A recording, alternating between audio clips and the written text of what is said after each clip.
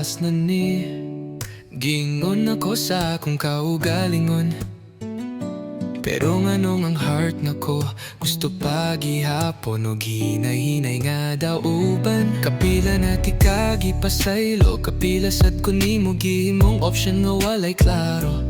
Imong sorry murag kanta nga balik-balik, ako sad murag playlist nga di kabalo mo skipisan sa akin. Di na ko gusto gaway, pero nganong ikaw gihapon akong ginapray kada gabi. Hi, hi. Last lang ni mauna ni ang katapusan. Kung dili na ko mahal, ayaw na og pailat sa mong kasing-kasing nga luoy palihang lang. Last lang ni wala ni sunod nga balikan.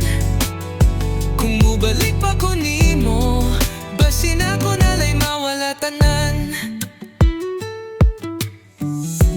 Last na ni kay kapoyan ako og sabot sa relasyon nga akong gisaligan, pero ako ray ni alsa sa bagat.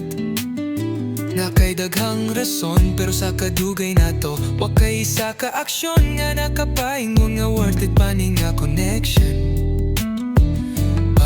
Connection. Ang imong love murag text blast, daghan tag recipient. Wala ko sure kung ako bagyud ang priority sa imong past. So karon di na ko magpalabi, kung ikaw okay ra nga mawala ko. Ako sad makasurvive ra lagi.